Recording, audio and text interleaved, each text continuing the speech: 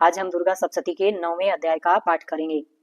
राजा सूरत ने कहा, हे भगवान, आपने रक्त बीज के वध से संबंध रखने वाली देवी का चरित्र मुझसे कहा। रक्त बीज के मरने पर महाक्रोधी शुंभ निशुंभ ने क्या किया था, वह भी अब सुनना चाहता हूँ। तब मेधा ऋषि कहते हैं, हे राजन, रक्त बीज के सेना सहित मरने के बाद शुंभ और निशुंभ को बड़ा गुस्सा आया। इस प्रकार अपनी बहुत सी सेना को मरी हुई देखकर दैत्यराज देवी के आगे दौड़ा। उसके साथ असुरों की प्रधान सेना थी और उसके आगे पीछे तथा पार्श्व भाग में बड़े बड़े राक्षस थे, जो गुस्से में होठ चबाते हुए देवी को मारने के लिए आए। वह महावीर शुंभ भी अपनी सेना सहित बड़े कोप के साथ चंडिका देवी को मारने आया। तदंतर देवी के साथ शुंभ और निशुंभ का युद्ध होने लगा। उन राक्षसों ने मेघ की वर्षा के समान बाणों की वर्षा की। चंडिका ने अपने बाणों से उनके छोड़े हुए सभी बाणों को काट दिया और अपने शस्त्रों की छड़ी लगाकर उन राक्षसों को घायल कर दिया। निशुंभ ने तीक्ष्ण खड्ग तथा चमकती ढाल से देवी के सिंह के मस्तक पर प्रहार किया। देवी ने अपने वाहन को पिटता देख शूर्पु नामक तीक्ष्ण बाणों से निशुंभ तलवार तथा अष्ट चक्र की ढाल को काट दिया। ढाल तलवार के कटते ही निशुंभ ने सरित चलाई, जो देवी ने अपने चक्र से काटकर उसके 2 टुकड़े कर दिए। तदंतर निशुंभ ने कुपित होकर देवी को मारने के लिए शूल को फेंका, परंतु देवी ने मुक्के से उसको चूर्ण कर दिया। फिर उसने गदा घुमाकर अंबिका के ऊपर फेंका, परंतु देवी ने उस गदा को त्रिशूल से नष्ट कर दिया। तत्पश्चात निशुंभ को फरसा लेकर आते हुए देखकर देवी ने बाणों से मारा तो वह पृथ्वी पर गिर पड़ा। उस महाबलशाली निशुंभ को पृथ्वी पर गिरा देखकर शुंभ अत्यंत कुपित होकर अंबिका को मारने दौड़ा।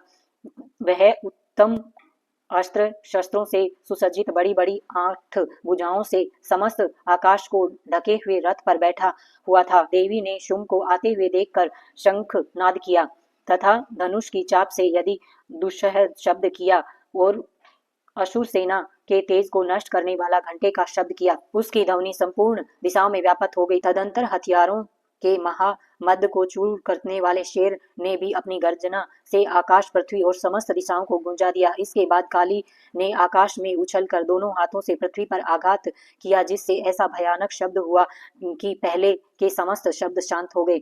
फिर शिवदूती ने असुरों के लिए अमंगल जनक अट्टहास किया, जिसके सुनते ही संपूर्ण असुर थर्रा उठे तथा शुंभ को बड़ा क्रोध हुआ। उस समय चंडिका ने कहा, रे दुरात्मा, खड़ा रहे।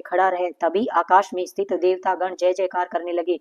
उस समय शुंभ ने अत्यंत भीषण अग्नि युक्त शक्ति छोड़ी, जिससे देवी ने अपनी महोल्का नामक शक्ति से काट दिया।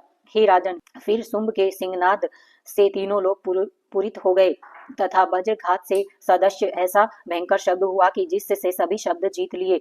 शुंभ के छोड़े गए बाणों को देवी ने और देवी के छोड़े गए बाणों को शुंभ और निशुंभ ने अपने उग्र बाणों से काट दिया। फिर कुपित होकर चंडिका ने शुंभ को त्रिशूल से मारा, जिससे वह मूर्छित होकर पृथ्वी पर गिर पड़ा।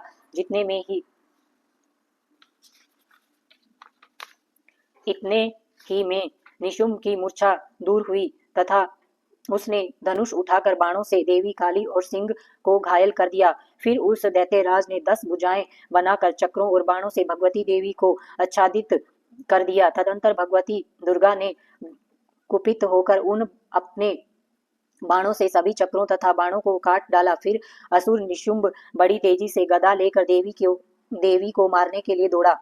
गदा को आती हुई देख कर चंडिका ने उसे अपनी तीक्ष्ण धार वाली तलवार से काट डाला। फिर उनसे त्रिशूल उठा लिया। देवताओं को दुख पहुंचाने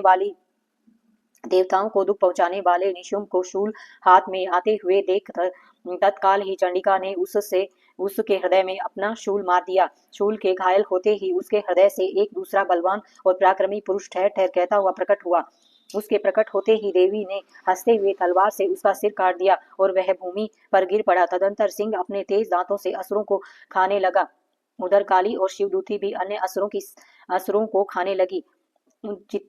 जितने ही महाअसुरों को कुमारी ने नष्ट कर दिया और ब्रह्माणी ने मंत्र पवित्र जल से बहुत से असुरों को निस्तेज कर दिया। कितने ही असुरों को माहेश्वरी ने त्रिशूल से धराशाही कर दिया तथा वाराही ने अपने तुंड प्रहार से कितने ही असुरों को चूर चूर कर दिया। रवि ने चक्रों से खंड खंड कर दिए।